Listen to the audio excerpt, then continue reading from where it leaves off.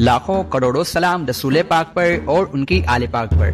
حضور کے پیارے اصحاب پر اور امت کے سارے اولیاء اکرام پر، بالخصوص سلسلہ رفاعیہ کے تمام شیخ و مشائخین پر۔ السلام علیکم ورحمۃ اللہ وبرکاتہ۔ محترم ناظرین، آج میں بات کر رہا ہوں خاندان رفاعی کے چشم و چراغ مفتی رفاعیہ حضرت سید ابو الحسن شاہ جہاں المعروف سید نور الدین سیف اللہ رفاعی کی، جن کی ذات کسی تعارف کی محتاج نہیں۔ خاندان رسالت کے منسوب ہونے کی بنا پر اگر ایک طرف آپ کے رخ انور پر سیادت کا نور چمکتا تھا، تو ایک زعید عالم دین و اکبری فقیہ ہونے کے ناطے آپ کے سر پر علم و معرفت کا تاج بھی زری دمکتا تھا۔ آپ بیک وقت صاحب نسبت، پیر و مرشد، عالم با عمل، فقیہ بے بدل اور باکمال مفتی تھے۔ آپ علم و حکمت، سیادت و نجابت، تقوی و طہارت، رشد و ہدایت اور خلوص الہیت کا حسین سنگم بھی تھے۔ ناظرین، آپ حضرت کا اسم گرامی نور الدین، کنیت ابو الحسن، لقب سیف اللہ و شاہ جہاں، مسربن رفاعی و مسلکن صافئی، اور آپ کا تخلص نور ہے۔ والد گرامی کا نام نامی حضرت مولانا سید ابو نصر محمد امین اللہ ثانی المعروف سید حسام الدین الحسنی الحسینی الموسوی الصافئی الرفاعی رحمۃ اللہ تعالی علیہ۔ آپ رفاعی، حسنی، حسینی، موسوی سید ہے، اور آپ حضرت کا سلسلہ نسب و سلسلہ طریقت دونوں ہی 21 واسطوں سے سیدنا امام احمد کبیر رفاعی شافعی رحمۃ اللہ تعالی علیہ سے جا ملتا ہے۔ ناظرین، آپ حضرت کی ولادت باسعادت یکم صفر المظفر 1271 ہجری ہندوستان کی اقتصادی و صنعتی راجدھانی عروس الولاس ممبئی اجماع میں ہوئی۔ ناظرین، آپ حضرت مفتی سید ابو الحسن شاہ جہاں المعروف نور الدین سیف اللہ رفاعی کا نکاح خانقاہ رفاعیہ بڑودہ گجرات کے سجادہ نشین حضرت مولانا سید احمد اللہ رفاعی بن حضرت مولانا سید عبد الرحیم المعروف دادا میاں رفاعی بن حضرت مولانا سید فخر الدین غلام حسین المعروف امیر میاں رفاعی علیہ رحمت و رضوان کی دختر نیک اختر سیدہ حسینہ بیگم رفاعی کے ساتھ ہوئی، جن کے بطن اقدس سے حضرت سید ابو العباس محمد فیض اللہ المعروف سید بدر الدین رفاعی رحمۃ اللہ تعالی علیہ تولد ہوئے، جن کی مختصر سوانح حیات ہمارے چینل بڑودہ مسلم آفیشیل پر موجود ہے، جو آپ ہماری چینل پر جا کر سن سکتے ہیں۔ اور ناظرین، آپ حضرت مفتی سید ابو الحسن شاہ جہاں المعروف سید نور الدین سیف اللہ رفاعی نے جب ظاہری علوم و فنون کی تکمیل کر لی تو باطنی علوم کے حصول کی طرف توجہ دی۔ اس کے لیے آپ کو کہیں دور جانے کی ضرورت نہیں تھی۔ آپ کا خود کا غریب باطنی علوم و روحانی تعلیم و تربیت کا سرچشمہ تھا۔ آپ کے والد گرامی اس وقت کے سلسلہ رفاعیہ کے صاحب سجادہ اور مسند نشین تھے۔ باپ سے بہتر بیٹے کی تربیت کون کر سکتا ہے؟ چنانچہ آپ کے والد گرامی حضرت مولانا سید ابو نصر محمد امین اللہ ثانی المعروف سید حسام الدین رحمت و رضوان ممبئی نے آپ کو اپنی تربیت میں لے لیا، ریاضت و محاذہ کروایا۔ پھر جب آپ کے اندر سے اہلیت کا احساس ہوا تو آپ کے والد ماجد نے 11 سوال المکرم 1284 ہجری میں بمقام شہر راجہ پور ضلع رتناگری مہاراشٹر کے بہت سارے خلفاء، چاؤس اور مریدین کے سامنے اور مجمع عام میں سلسلہ رفاعیہ کی دستار خلافت و مسیحت سے نوازا اور ان کو بیعت کرنے کی اجازت مرحمت فرمائی، اور اس طرح صرف اور صرف 13 سال کی عمر مبارک میں آپ کے نازک کندھوں پر اتنی بڑی ذمہ داری کا بوجھ رکھ دیا گیا، اور اس ننھی سی عمر میں آپ کو اتنے عظیم منصب سے سرفراز کر دیا گیا۔ اور ناظرین، آپ حضرت مفتی سید ابو الحسن شاہ جہاں المعروف نور الدین سیف اللہ رفاعی علیہ رحمت و رضوان کو سلسلہ رفاعیہ کے بزرگ میں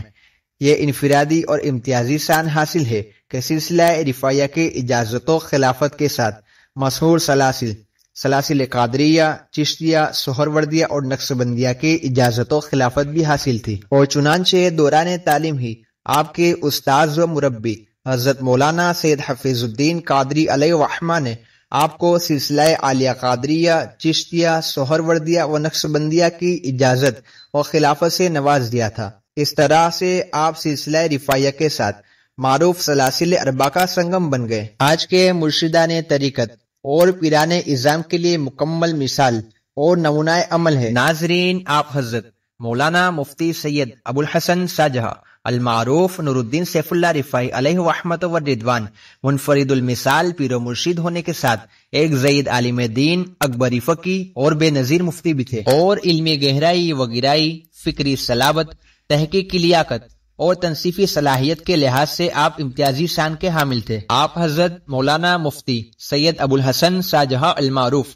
نور الدین سیف اللہ رفاعی علیہ رحمت و رضوان منطق و فلسفہ، علم معانی و بلاغت، اصول فقہ و تفسیر اور علم نحو و صرف میں کامل درک رکھتے تھے، اور ڈاکٹر غلام زابر شمس مصباحی تجلیات امام رفاعی کے عرض مرتب میں لکھتے ہیں، آپ کی علمی صلاحیت بہت اچھی تھی، عربی اور فارسی زبان میں آسانی سے بات چیت کر لیا کرتے تھے، ساتھ ہی ساتھ آپ خوش بیان مقرر اور عربی، فارسی و اردو کے خوش خط کاتب بھی تھے۔ آپ حضرت کی علمی صلاحیت و لیاقت ہی کے ناطے آپ کے دور کے بہت سارے علماء اعظام و مفتیان اکرام علمی معاملات میں آپ سے رجوع کرتے، عوام آپ سے استفتاء کرتی اور آپ ان کا صافی جواب تحریر فرماتے۔ اپنے دور کے مناظروں میں آپ کی شرکت متعدد تاریخی حوالوں سے ثابت ہے، اور چنانچہ دمن کے ایک مناظرے میں آپ نے شرکت کی۔ دمن میں آپ سے سلسلہ رفاعیہ میں مرید تھے۔ دمن جو شہر سورت کے پاس ایک جزیرہ ہے جہاں مچھیرے اور کچھ کاروباری بھی آباد ہے،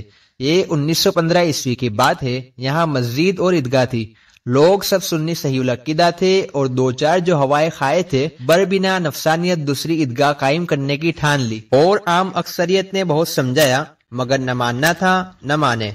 استفتاء کی صورت میں یہ معاملہ امام اہل سنت امام احمد رضا خان فاضل بریلوی علیہ الرحمہ کے دارالافتاء میں پہنچا، اور امام احمد رضا خان علیہ الرحمہ نے شرعی دلیلوں کی روشنی میں فہمائش کی۔ اس فتوے پر جہاں اجلاء علماء ہندوستان کی تائیدات و دستخط ہے، وہی خانقاہ رفاعیہ بڑودہ گجرات کے ایک ذی علمی بزرگ عالی مرتبت شیخ طریقت مفتی سید ابو الحسن شاہ جہاں نور الدین سیف اللہ رفاعی علیہ الرحمہ نے بھی تائید و دستخط کیے ہیں، اور یہ حوالہ فتوائے علماء زمن در دفاع فساد اہل دمن میں دیکھا جا سکتا ہے، جو کتاب متبع تحفہ حنفیہ پٹنہ سے 1919 عیسوی میں چھپی ہے۔ ظاہر ہے مناظرے میں بحیثیت مناظر معمولی صلاحیت کا انسان نہیں شریک ہو سکتا، اور ناظرین آپ حضرت مولانا مفتی سید ابو الحسن شاہ جہاں المعروف نور الدین سیف اللہ رفاعی علیہ رحمت و رضوان کا ابر کرم برسوں برس تک ملت اسلامیہ کی سوکھی کھیتیوں پر برستا رہا، اور آپ کی سماع حیات مذہب اسلام کو روشنی دیتے ہوئے پگھلتی رہی۔ آخر ایک دن علم و حکمت کا یہ آفتاب عالم تاب روپوش ہو گیا۔ 3 ربیع الاول 1335 ہجری کا دن آپ کے عقیدت مندوں کے لیے بڑا تاریخی دن رہا، جب آپ اپنے خالق حقیقی سے جا ملے۔ آپ کو اپنے بزرگوں کے سایہ رحمت میں خانقاہ رفاعیہ ڈانڈیا بازار بڑودہ گجرات میں حضرت مولانا سید فخر الدین غلام حسین المعروف امیر میاں علیہ رحمت و رضوان کے مزار اقدس کے احاطہ میں دفن کیا گیا۔ مزار مبارک مرزائے خلائق ہے۔ اور ناظرین، یہ مختصر سی معلومات جو ہم نے آپ تک پہنچائی ہے، یہ خانقاہ رفاعیہ کے چشم و چراغ سید حسام الدین ابن سید جمال الدین رفاعی صاحب نے عرض قلم کی ہوئی ہے، اور اللہ تبارک و تعالی سے دعا کرتے ہیں کہ آپ سب کو اور ہمیں سلسلہ رفاعیہ کے فیوز و برکات سے مالا مال فرمائے، آمین یا رب العالمین۔ اگر آپ کو یہ معلومات اچھی لگی ہو تو کمنٹ کر کے ہمیں بتائیں، اور لائک اور شیئر ضرور کیجیے گا، اور ہماری چینل بڑودہ مسلم آفیشیل کو سبسکرائب ضرور کیجیے۔ السلام علیکم ورحمۃ اللہ وبرکاتہ۔